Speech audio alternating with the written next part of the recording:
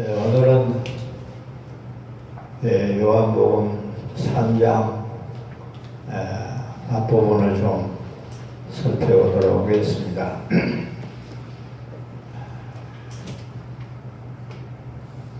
여러분이 잘 아는 대로 우리는 요한복음 2장에서 예수님이 가나 혼인잔치에서 물로 포도주를 만듦으로 천국잔치에서 별 볼 일 없는 우리를 하나님의 백성으로 만든다고 하는 비밀을 가나 혼인잔치를 통해서 우리가 설명을 들었고, 또 예수님이 6월절에 예루살렘 성전에 올라가서 장사하는 사람들의 상을 엎고 성전을 깨끗하게 하심으로 구약의 모든 성전의 모양들은 예수 그리스도를 예표하고 있어서 예수 그리스도가 오심으로 말미암아 더 이상 성전을 통하여 제사하는 그런 모든 관례는 깨지고, 그가 십자가에 못 박혀 죽으시고 부활하심으로 이제 교회로 하여금 자기의 성전으로 삼으셨다고 하는 놀라운 사실을 우리들이 설명을 들었습니다. 그런데 그런저런 많은 기적들을 보고 유대인들이 놀라기 시작하고 의심하기 시작하고 여러 가지 요동이 벌어지기 시작했습니다. 그리고 예수님을 믿겠다고 따라다니는 사람들도 많이 있었습니다. 근데 우리가 여기서 분명히 먼저 알아야 될 것은 유대인들이 어떤 사람들인가. 유대인들은 우리가 잘 아는 대로 선민의식으로 가득 찬 사람들입니다. 이방 나라 사람들은 개처럼 취급하는 자기들만이 하나님의 백성이라고 하는 선민으로 가득 찬 사람들이요. 왜 그런가?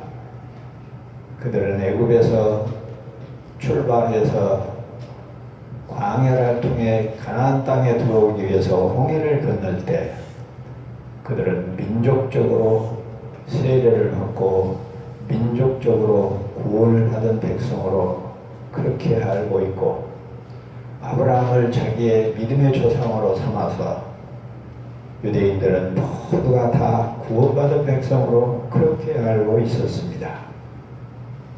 그런가 하면 또 하나의 특징은 뭐냐 그러면, 오늘 본문에 바리새인이라고 나오는데, 바리새파라고 나오는데, 이 바리새파는 무슨 파냐 그러면 우리가 아는 대로 율법주의자들이라고 하는데, 우리가 아무리 민족적으로 구원을 받았다 할지라도 하나님이 주신 그 율법을 잘 지켜야 그 구원이 보존되는 것으로 그렇게 알고 있었어요. 그래서 성경에서 하나님이 주신 법, 율법을 지키지 않으면 백성 중에서 끊쳐지리라 하는 문자적인 의미를 철석같이 믿고, 율법을 지키지 않으면 구원받을 수 없는 것으로 그렇게 알고 있었어요. 그런데 예수님이 나타나서 그렇게 율법을 일일이 다 지켜서 구원을 받는 것이 아니고, 성전에서 제사를 지내야 구원을 받는 것이 아니라 이제 물과 성령으로 새롭게 새로운 피조물로 거듭나야 구원을 받고 하나님의 백성이 된다는 놀라운 사실을 선포를 하는 거예요. 그래서 유대인들에게 대혼란이 일어나게 됩니다. 예수님을 따르는 사람들이 있는가 하면, 왜? 그가 행하는 기적을 보니까 보통 사람이 아니거든요. 그런데 유대인들 중에는 이 기득권을 가지고 있는, 예나 지금이나 앞으로나 세상에는 기득권을 가지고 있는 자들이 문제예요. 그 기득권을 놓치지 않기 위해서 새로운 예수 그리스도나 새 요한의 전파를 아주 거부하고 자기들의 기득권을 파괴하는 그런 존재로 알아서 할 수만 있으면 이들의 세력을 억압하고 경우에 따라서는 이들을 죽이기까지 해야 한다고 하는 그런 결론을 가지게 된 겁니다. 그래서 지금까지 이야기를 쭉 여러분들이 정리를 해보면 유대인들이 어떤 사람들인가 하는 것이 나름대로 정리가 됐을 것이고, 그들의 구원관이나 그들이 율법에 대해서 어떤 관점을 가지고 있는가를 잘 정리가 되었을 줄로 믿습니다. 물론 우리는 사도 바울에 의해서 로마서에서 율법은 죄를 깨닫는 것이라고 그렇게 우리에게 말씀을 해주신 것을 우리가 잘 알고 있고, 또 오늘 본문이나 성경 여러 군데서 예수를 그리스도로 믿지 않고는 구원이 없다고 하는 사실도 잘 알고 있기 때문에 유대인들의 신학과 신앙이 얼마나 편협적이고 아직은 익숙하지 못한 구속의 역사에 연그러지지 못한 어린아이들의 신앙이라고 하는 사실을 일단 정리할 수 있습니다. 자, 요한복음 1장, 요한복음 3장 1절부터 다시 보면 원문에 뭐라고 되어 있냐 그러면은 3장에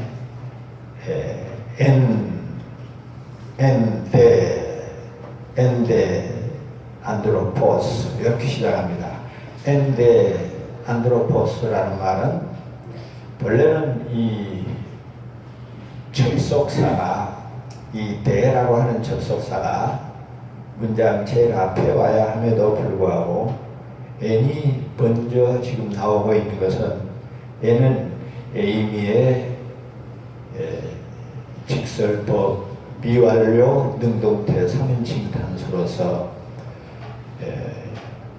바리새인 중에 니고데모라는 사람이 있다고 하는 사실을 강조하기 위해서 문장 제일 앞에 나온 거예요.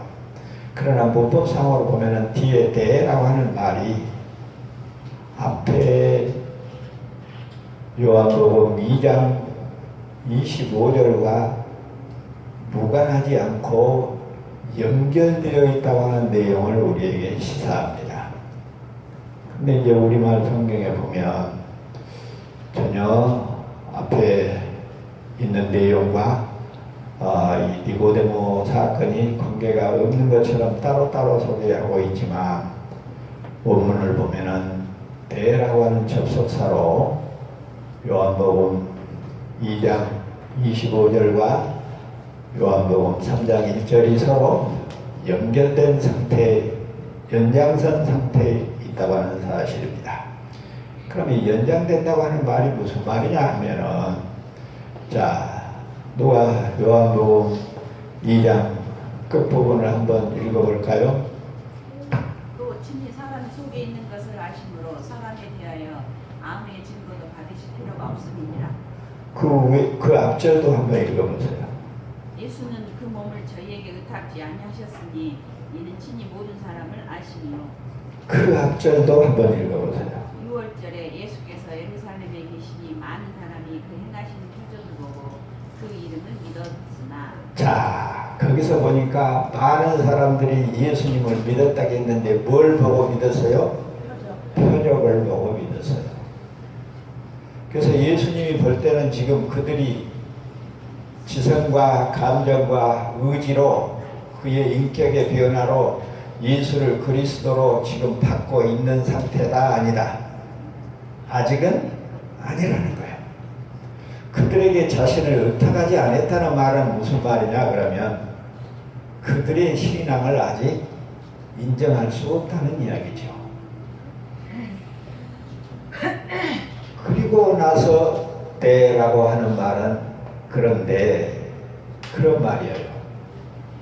이 말은 자, 진정으로 인격이 변화돼서 예수를 그리스도로 믿는 올바른 신앙을 가지고 있는 것이 아니라 표적을 보고 자기를 따르고 있는 사람들이 많이 있는데 그 중에 대표적인 인물이 이 사람이다 라고 지금 니고데모의 이야기를 소개하고 있다는 거예요.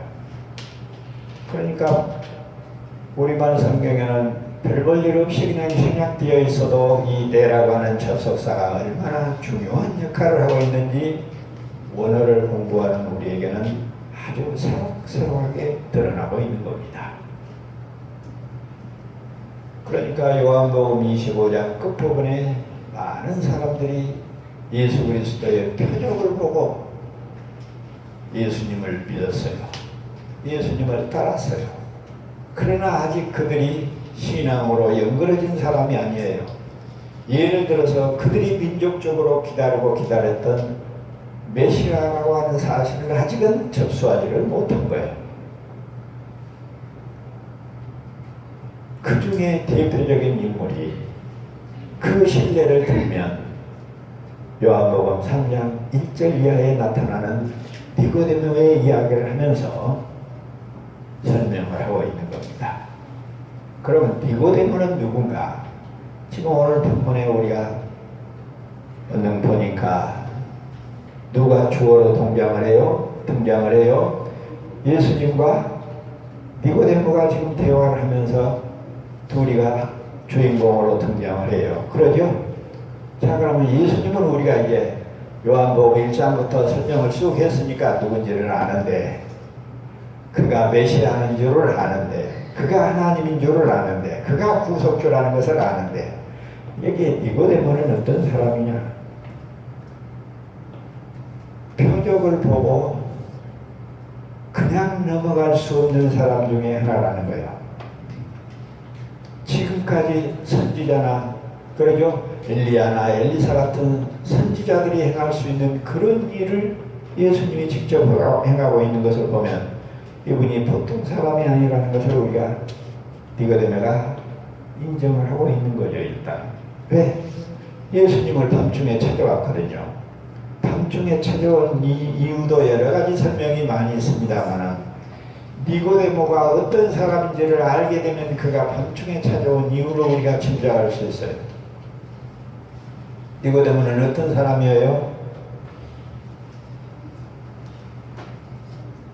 유대인들에게는 가장 행정적으로 또는 사법적으로 정치적으로 이렇게 가장 높은 기관이 있었어요. 무슨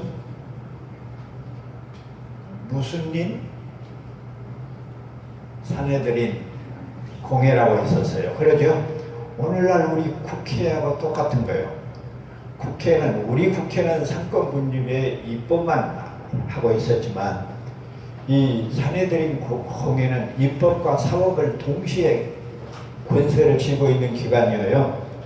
법을 만들 뿐만 아니라 죄인이 생기면 데려다가 재판도 하는 그런 기관이에요. 몇 명으로 구성되어 있어요? 70명으로 구성되어 있어요. 그래서 유대인들에게는 오늘날 국회의원들이 금배지 달고 다니잖아요. 그러죠? 니고데모가 금배지 달는 사람이 한마디로 이야기하면, 그러면 그 사람이 한번 움직이면 수행원들이 따르도록 되어 있어요. 그러죠? 그러니까 오늘 본문에도 니고데모하고 예수님하고 아까 우리가 읽었지만은 대화하는 내용을 보면 우리가 그렇게 말해요. 니고데모가 혼자 지금 예수님을 찾아온 것이 아니라는 거예요. 수행원들이 같이 동행했다고 봐야 되는 거예요. 아니면 자기가 믿을 만한 사람을 데리고 왔다는 이야기고, 또 아니면 유대인들 전체를 대표해서 자기가 왔다고 하는 생각도 무시할 수 없는 거예요. 왜냐? 그는 사내들인 공예요. 모든 유대인들을 대표할 만큼 위치에 있는 권위자란 말이에요. 그래서 우리가 라고 하는 말은 그렇게 여러 가지로 해석을 할 수가 있어요. 수혜원들이 같이 왔든지, 믿을 만한 사람이 같이 왔든지, 아니면 자신이 혼자 왔을지라도 자신은 모든 유대인을 대표할 만한 그런 인물이라는 의미가 들어있는 거예요. 그러면 이제 유대인, 이 니고데모가 어떤 사람인지 우리가 대충 이제 짐작을 했죠. 정리를 한 거예요. 그가 그러면 왜 밤에 갔을까? 유대 종교 지도자들은 다 외쳤어요. 할 수만 있으면 세례 요한과 예수님을 어쩌려고 했어요? 죽이려고 했단 말이에요.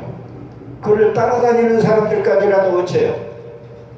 외방을 하고 그랬던 그 대표적인 인물이 사도 바울 아니었습니까? 그런데 니고데모가 사람이 많이 유대 지도자들이 많이 보고 예의주시하고 있는 예수를 한낮에 찾아간다는 것은 쉬운 일이 아니었을 것이라는 것을 짐작할 수 있죠. 그가 밤에 찾아갔던 것도 자기의 명예를 지키기 위해서, 또 다른 사람의 이목을 피하기 위해서 예수님을 찾아갔다고 봐야죠.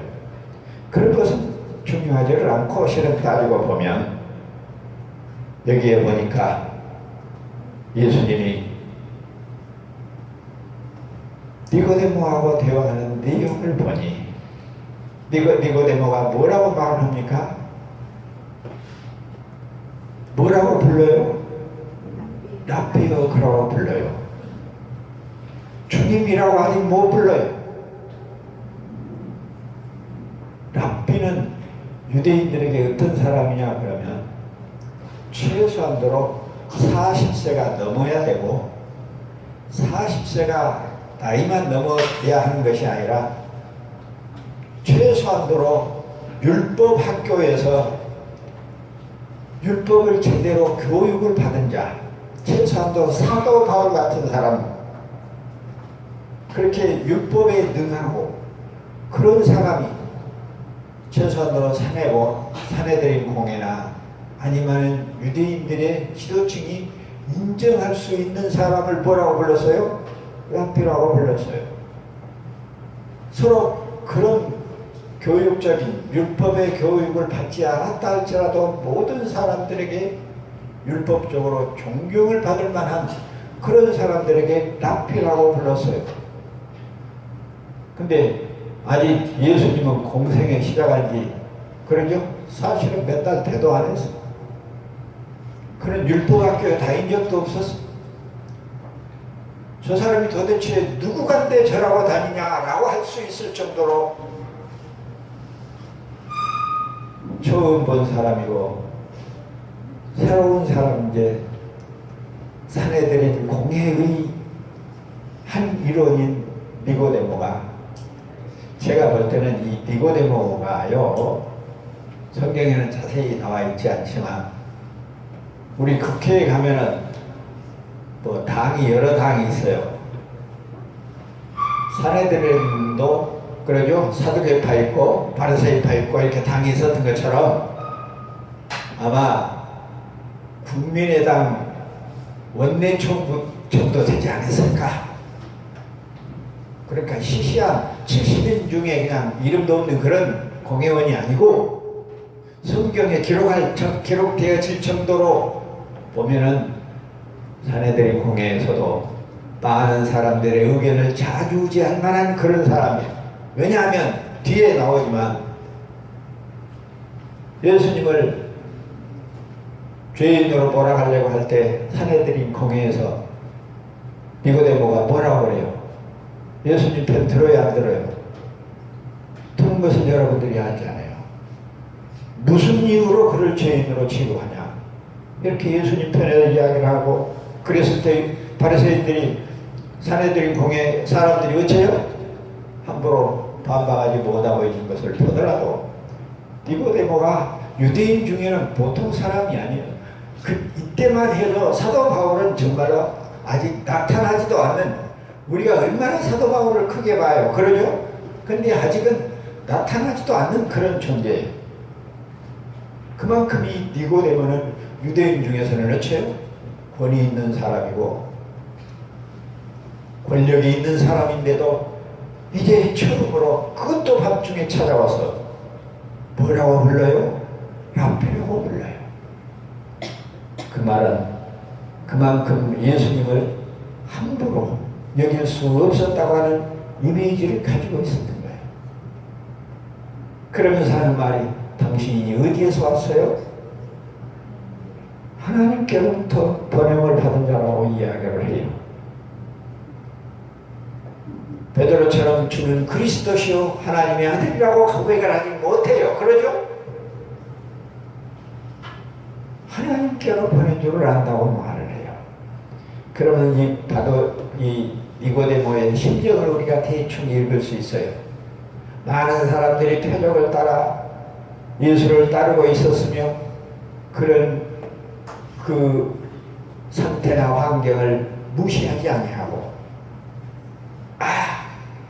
유대인들의 선민의식을 가지고 비록 율법주의적인 사고방식을 가지고 있어서도 그들의 소원은 무엇이었어요? 메시아가 와야 한다고 하는 사실을 모든 백성들이 기다리고 있었어요. 이렇게 우리가 성경을 이해하기 위해서는 특히 구약의 유대인들의 모든 것들을 그렇게 속속들이 잘 간파하고 있어야 돼요. 그런 세계에 예수님이 어떻게 나타나고 있는가를 알아야 돼요.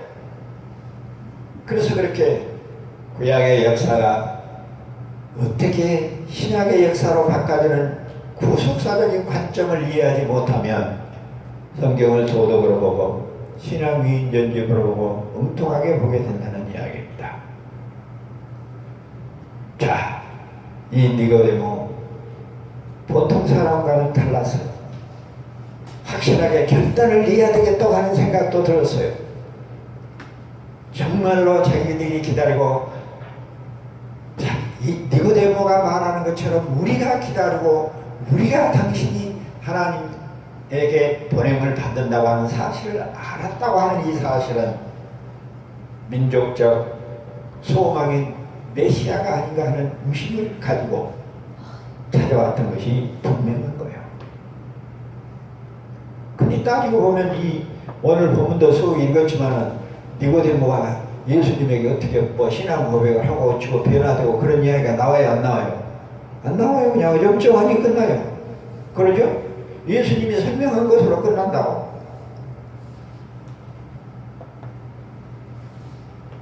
니고데모가 뭐라고 말합니까? 당신이 하나님에게서 내려온 줄 압니다. 그러니까 뭐라고 그래요, 예수님이? 대답을 해보세요, 여러분이 읽었으니까. 예?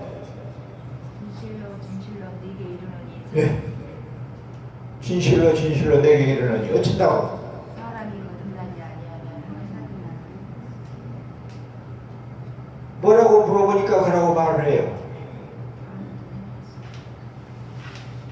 아니 니고데모가 예수님에게 하늘에서 내려온 줄 안다고 그러면서 뭐라고 물어봤어요? 사람이 늙으면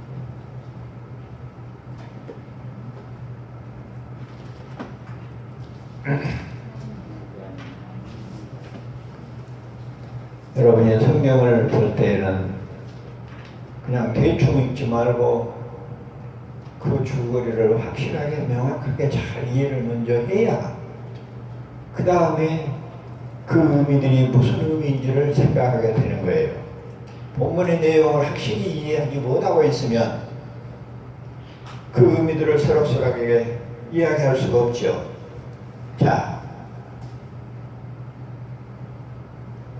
제가 읽습니다. 바리새인 중에 니고데모라는 사람이 있으니 유대인의 관원이라. 관원이라는 말은 여기는 구체적으로 나와 있지 않지만은 사내들인 공회원이라 그 말이에요. 그가 밤에 예수께 와서 가로되 랍비여 우리가 당신은 하나님께로서 오신 선생인 줄을 압니다. 그러죠? 하나님이 함께하지 아니하면 당신이 행하는 이 표적을 그러죠? 아무것도 할 수 없다고 그렇게 말을 해요. 그러니까 결국은 니고데모는 어디에다 초점을 맞춰서 말하고 있어요? 표적에다 말을 맞추고 있어요. 표적에다가. 많은 사람들이 지금 표적을 보고 당신을 따르고 있고 나 역시 당신이 행하는 이 표적을 보고 그냥 넘어갈 수 없습니다. 앞에서 유대인들이 제사장을 보내가지고 제사장들이나 헬라인들을 유대인들을 보내가지고 당신이 누구냐고 물었잖아요. 그러죠?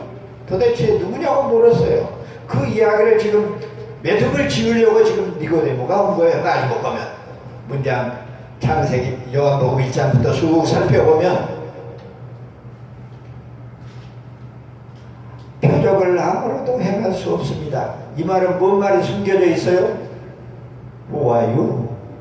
도대체 당신이 누구냐는 거예요. 뭐라고 예수님이 대답하여? 항상 예수님은 대답하는 것을 보면 동문서답을 해요. 그러죠? 왜냐하면 묻고 있는 사람들이 뭘 물어요? 말도 안 되는 소리를 하고 있으니까 자기가 대답하고자 하는 말과는 전혀 거리가 먼 질문을 하고 있으니까 네 질문은 틀렸다. 그리고 그렇게 질문을 하는 것이 아니라 이렇게 질문을 해야 한다 하는 뜻으로 동문서답을 하는 거예요. 예수님이 뭐라고 말해요? 거듭나지 않으면 하나님 나라를 볼 수 없다고 그래요. 하나님 나라를 볼 수 없다.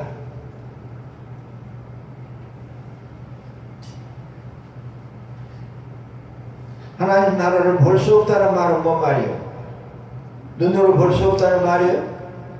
하나님 나라에 참여할 수 없다는 이야기죠. 그러죠? 그럼 여기서 거듭나야 된다고 그러니까 문자 그대로 유대인들이 얼마나 성경을 문자적으로 보고 있는가를 이 니고데모를 통해서 알 수 있어요. 니고데모는 어떤 사람이라겠어요? 바리새인 중에 바리새인이요. 사도 바울보다 먼저 바리새인 중에 바리새인 사람이에요. 율법자 중에 율법자 중이라는 게 율법자 중에서도 아주 율법을 잘 알고 있는 사람이라는 이야기죠. 그런데도 그가 예수님이 거듭나야 한다니까 이 사람이 늙었는데 어머니 뱃속으로 다시 들어갈 수 있다는 말이요. 어떻게 어머니 뱃속으로 들어가서 다시 나야 한다는 말이요. 예수님의 말씀을 무엇으로 이해하고 있어요? 문자적으로 이해를 하고 있는 거예요. 그러니까 예수님이 또 말을 해요. 무엇으로 거듭나야 된다고? 물과 성령으로 거듭나야 된다고. 그럼 물은 뭐예요? 세례 요한이 주었던 물을 말하거든요. 세례 요한이 주었던 물세례를 이야기해요. 그러면 세례 요한이 주었던 물세례는 뭔 의미를 가지고 있어요? 세례 요한은 구약의 몇 번째 사람이요? 마지막 사람이잖아요. 구약의 모든 정결의식이 무엇으로 이루어졌어요? 물로 이루어졌거든요. 그래서 세례 요한이 물로 세례를 주면서 뭐라고 말해요? 나는 물로 세례를 주거니와 그러냐? 내 뒤에 오시는 이는 무엇으로? 성령으로 세례를. 그러니까 벌써 구약의 시대가 끝나고 무슨 시대가 온다? 성령의 시대, 새로운 시대, 신약의 시대가 열리고 있다고 하는 사실을 세례 요한이 말을 하면서 물로 세례를 줬거든요. 그 이야기를 여기서는 물이라는 한마디로 받고 있습니다. 물과 성령으로 거듭난다는 말은 구약의 모든 백성들이 물로 정결의식을 행했지만은 비록 그것이 물이라 할지라도 뭘 예표하고 있어요? 성령의 사역 예수 그리스도의 거룩하게 하심을 예표하고 있기 때문에 물을 통해서 물로 정결의식을 통해서 예수 그리스도를 바라본 자는 다 어떻게 돼야 한다? 거듭난다는 이야기예요. 구원받는다는 이야기예요. 예수님이 오신 이후로만 거듭나고서 사람이 되는 것이 아니라 구약의 모든 백성들도 무엇으로 거듭나요? 정결의식 물로서 장차 오실 예수 그리스도와 성령의 사역을 바라봄으로 새로운 사람이 된 거예요. 구원의 사람이 된 거예요. 변화된 사람이 된 거예요. 하나님의 백성이 된 거예요. 그러니까 그들이 애굽에서 출발해가지고 홍해에서 민족적 세례를 받았다 할지라도 하나님이 그들에게 1년 안에 절기를 심어놓고 쉬지 않고 정결의식을 행하게 했던 것은 한 번 구원받으면 그것으로 끝나는 것이 아니라 그것이 무엇으로 늘 나타나야 된다. 삶으로 나타나야 한다고 하는 사실을 보여주기 위해서 정결의식을 통해서 쉬지 않고 그들이 하나님 앞에 제사를 드리고 예물을 바치게 했던 거예요.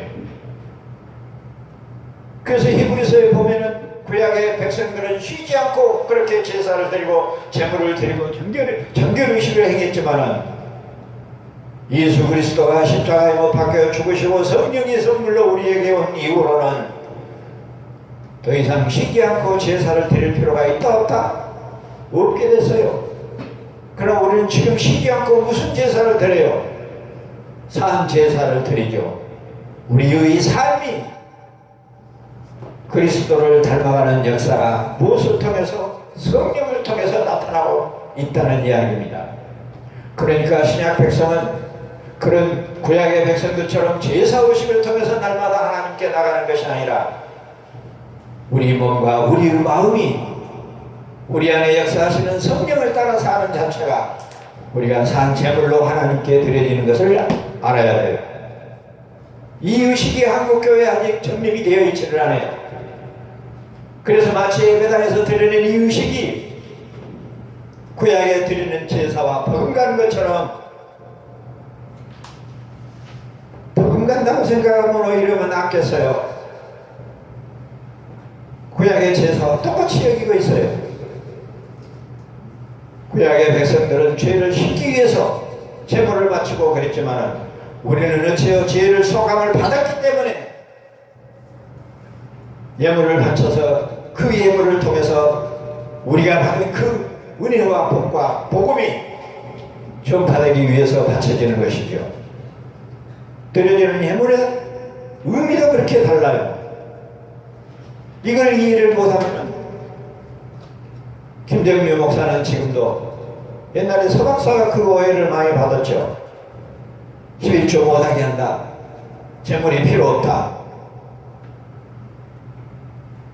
구약에 드려지는 제물과 신약에 드려지는 예물의 의미의 충분한 이해 없이 드려지게 되면 우상 제물과 다를 바가 없죠.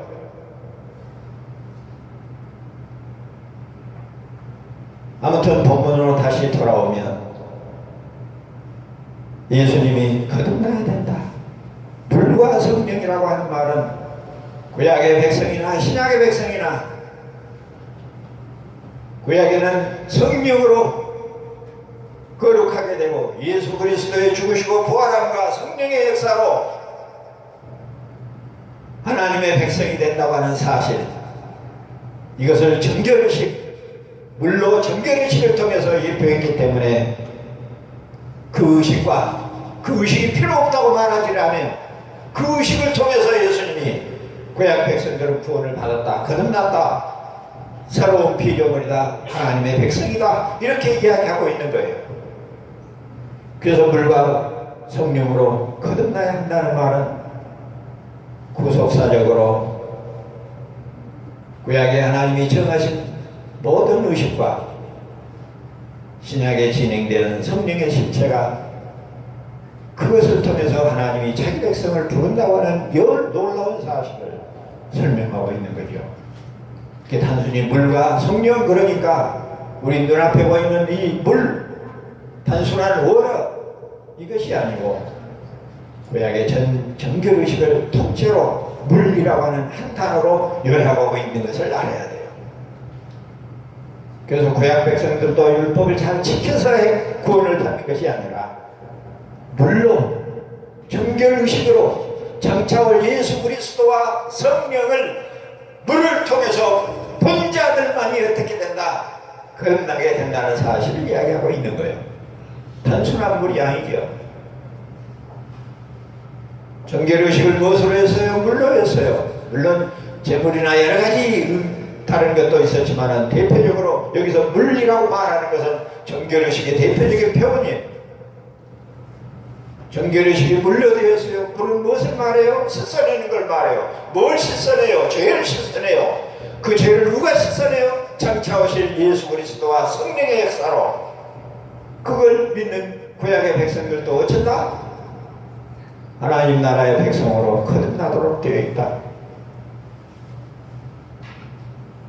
거듭나지 않는 사람들은 어떤 사람들이에요? 비록 민족적으로 구원을 받는 성민의식으로 있다 할지라도 그들은 아직은 자연인이죠. 무엇이 이루어지지 않는 한 정결의식을 통해서 장차올 그리스도를 보지 못한 한,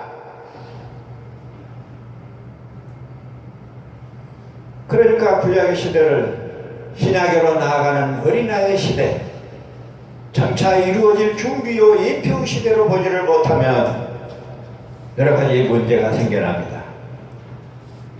그들은 율법으로 구원을 받았다는 이야기도 나오게 되고, 여기 말하는 물과 성령이라고 하는 말도 명쾌하게 해석할 수가 없습니다. 성령으로 거듭난다는 말은 우리가 너무나도 잘 아니까 부연 설명할 필요가 없지만, 여기 물과 성령으로 거듭난다고 하는 의미를 우리들이 잘 이해를 그렇게 해야 돼요. 예수님이 구원자요, 거듭나게 할 자요, 은혜를 베풀 자요. 구약에는 어떻게 해요? 정결의식으로, 신약에는 어떻게 해요? 성령으로 자기 백성을 부르고 자기 백성을 새롭게 하고 하나님의 백성을 확보해 나간다고 하는 방법을 이렇게 설명하고 있는 거예요. 근데 그 말도 실은 니고데모에게는 어렵죠. 그러죠? 그러니까 부연 설명을 해줍니다. 뭐라고 말해요? 육으로 낳은 것은 육이요, 성육으로 낳은 것은 영이니. 여기서 육으로 낳는다고 하는 말은 단순히 육체를 말하는 것이 아니죠. 타락한 아담의 후손으로, 그런 뜻이죠. 타락한 아담의 후손으로 낳은 것은, 여기에 육은 뭐예요? 아직은 자연인이요, 타락한 인생이요. 그러나 성령으로 낳은 자는 뭐예요? 영이요라는 말은, 여기에 영은 거듭난 영, 하나님의 성령으로 거듭난 영, 중생한 영을 말하죠. 그 물과 성령으로 거듭난다는 말을 이렇게 설명을 하는 거예요. 육으로 난 자는 육이요, 아담의 후손은 모두가 뭐예요? 자연인이요. 사람이기는 해도 아직은 구원받은 사람이다? 아니다? 아니다. 근데 무엇으로만 거듭나야 된다? 물과 성령으로만 거듭나야 된다. 비록 아담이 타락한 후손으로 태어났다 할지라도, 선민의식으로 유대인이 되었다 할지라도, 정결의식을 통해서 청차올 그리스도와 성령을 보지 못했으면 그들은 아직 어떤 사람이다? 육에 속한 사람이다.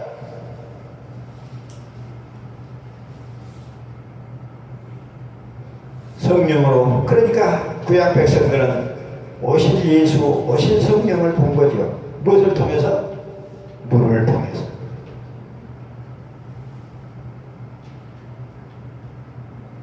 네가 거듭나야 하겠다는 말이 기이하냐? 알아먹기 힘드냐? 그럴 수밖에 없잖아요. 우리도 지금 거듭나야 한다는 이 어머니 뱃속으로 다시 들어갔다 나올까요? 하는 니고데모의 말에 대한 예수님의 말이 니고데모가 이해가 되겠느냐고요. 그러니까 8절에 보면 예수님이 뭘 비유로 들어요? 바람을 비유로 들어요. 바람이 임으로 불매 네가 소리를 들어도 어디서 오며 어디로 가는지 알지 못하나니 성령으로 난 사람은 다 이러하니라.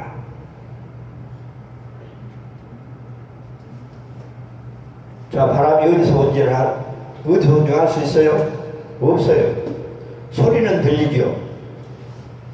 성령으로 거듭난 사람도 언제 어떻게 무슨 일로 그렇게 변화가 됐는지는 알 수가 없어요. 그러죠? 소리가 들린다는 말은 뭔 말이에요? 그가 사는 것을 보고 알 수 있다는 거예요. 움직여야 소리가 나지 않아요. 소리가 들린다는 말은 움직이는 것을 이야기하는 거예요.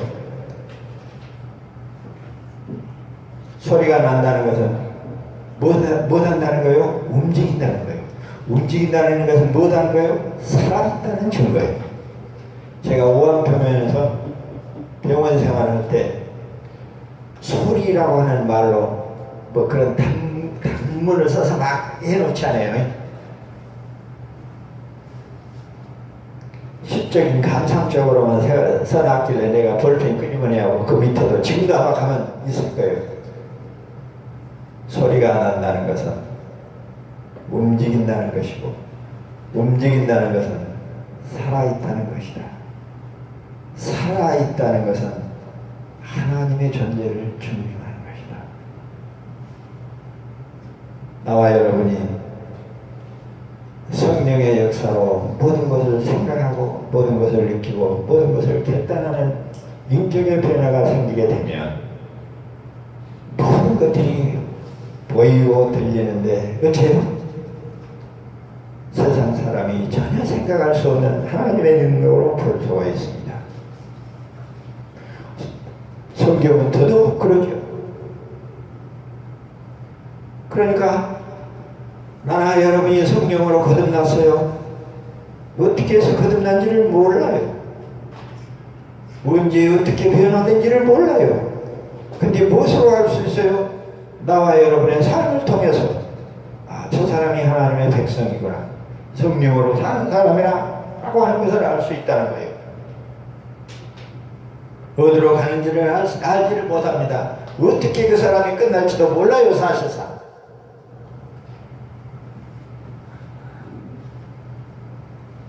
그래도 알아보기 힘들죠. 니고데모에게. 그러죠.